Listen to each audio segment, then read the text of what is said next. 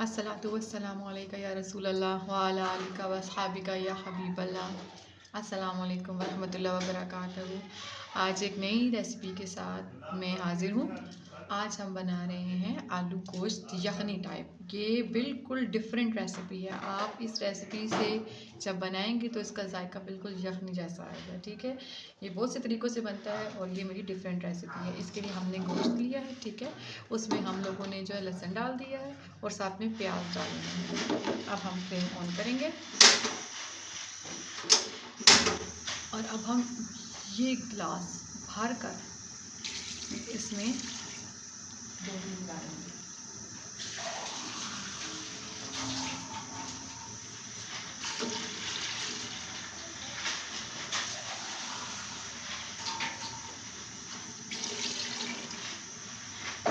ये ढेर सारा पानी डालने की एक रीज़न है, क्योंकि ये हम यखनी टाइप बना रहे हैं आलू गोश्त, इसीलिए ये हमने इसमें ज़्यादा पानी डाला है। और इसमें हम चम्मच एक भर कर डालेंगे सूखा धनिया का और नमक का।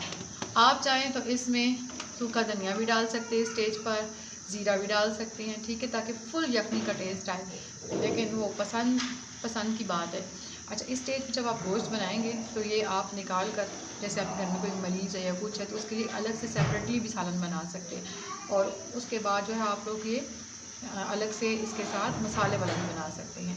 चलिए मैं इसको प्रेशर देती हूँ, गोश्त गलेगा, ठीक है, उसके बाद फिर मैं अगला आपको प्रोसेस बताऊँगी क्या होगा। जी तो गाइस, इसको प्रेशर लग रहा है, ठीक है, जब प्रेशर हो जाएगा उसके बाद फिर मैं आपको इसकी लुक दिखाती हूँ। हाँ जी, तो अब मेरा जो है ना ये गोश्त गल चुका है, देखें अच्छे से ये गल चुका है, ठीक है। अब मैंने जो है ये यखनी अलग कर ली है, ये सारी स्टेन करके ये यखनी मैंने अलग कर ली है। इसी यखनी का सब मैजिक है, आगे ये इसी यखनी में ही पकेगा गोश्त।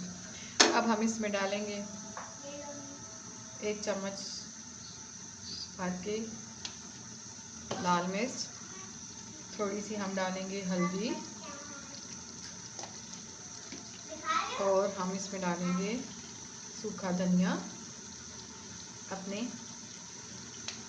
2 चम्मच डालने, ठीक है, भर के। और नमक हम पहले भी डाल चुके हैं, तो अब इस स्टेज पे हमने बहुत ज़्यादा नमक नहीं डालना, ठीक है, थोड़ा सा नमक डालेंगे और इसको अच्छे से हम भूनेंगे। और ये टमाटो पेस्ट मैंने बनाया है, इसमें मैंने जिंजर भी ऐड किया है, ठीक है।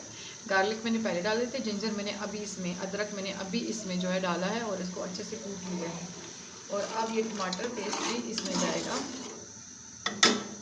ठीक है, अच्छे से वेस्ट नहीं करनी कुछ, कोई भी चीज़ जो है वेस्ट नहीं करनी।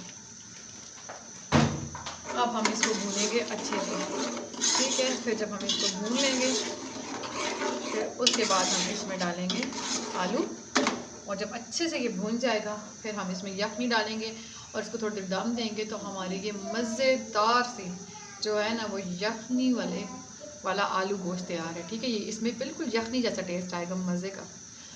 तो मैं इसको गलाती हूँ, फिर मैं आपको बताती हूँ। जी तो गए देखिए गाइस, ये अच्छे से भुन चुका है, ठीक है। इसमें मैंने आलू भी डाल दिए थे और ये अच्छे से बिल्कुल भुन चुका है। अच्छे से मैंने इसकी बुनाई कर ली है, अच्छे से घी भी इसके ऊपर आ गया है। इस स्टेज पर अब हम इसके बीच में डालेंगे यखनी।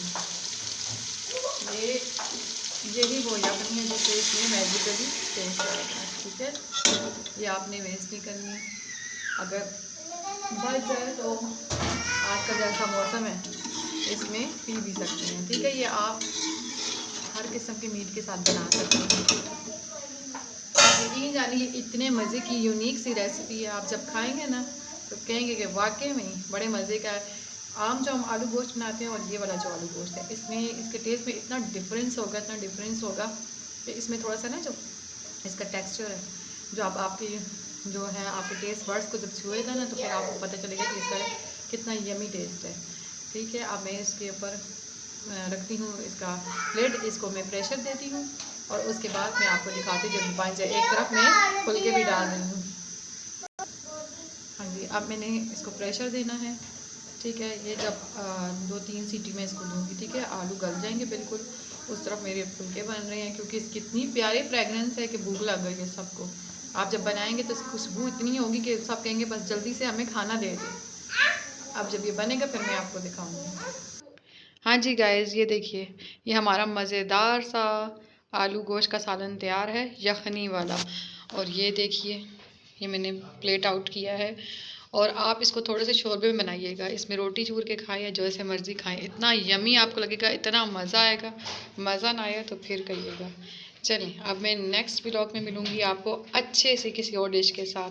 प्लीज़ मेरे चैनल को लाइक करें और सब्सक्राइब करें, ताकि अच्छी अच्छी आपको ऐसे रेसिपीज़ मिलती रहें। शुक्रिया। अल्लाह हाफिज़।